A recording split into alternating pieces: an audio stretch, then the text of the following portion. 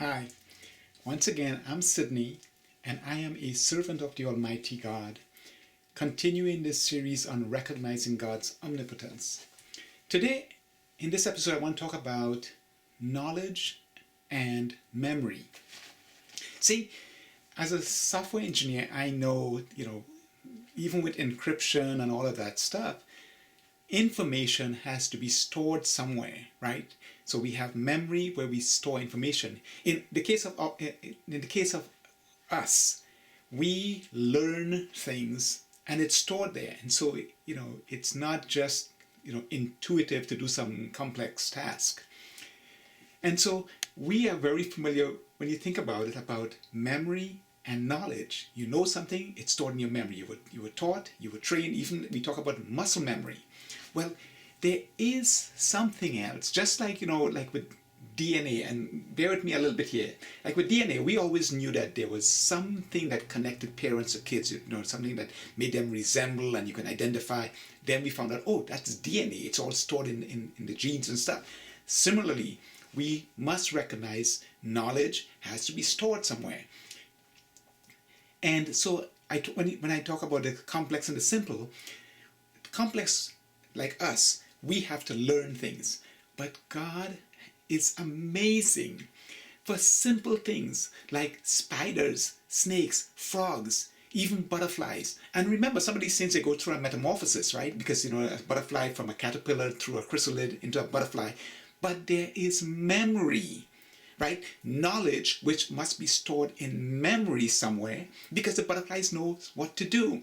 When I talk about things like the corolla spider knowing how to use quartz, they don't learn that they have no written or oral tradition. That information, that knowledge is stored somewhere. And so when you think about it, nature being the manifestation of God's omnipotence stores that information somewhere so that the archer fish knows it doesn't have to practice to shoot properly in that jet of water. The corolla spider doesn't have to learn from parents because, some of them will eat their young. So that knowledge is stored in a different kind of memory that we can access our own memories. Otherwise, we don't need a lie detector. We just go and access the memory and see what you did on that certain day at a certain time, right? Everything, we can retrieve it. But there is another memory that, again, is not learned.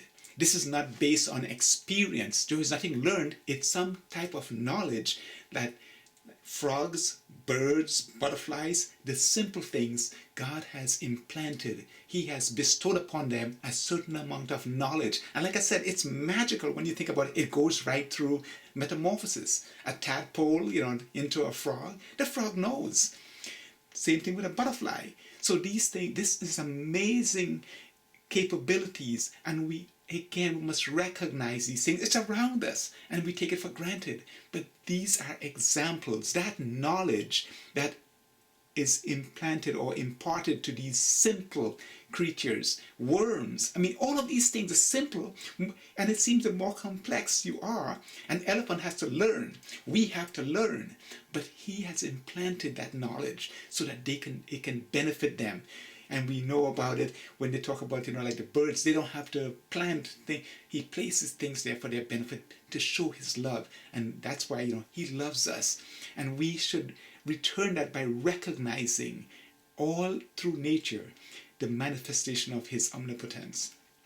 Think about this, and I want to thank you for taking the time. And until, may God bless us all. Thank you.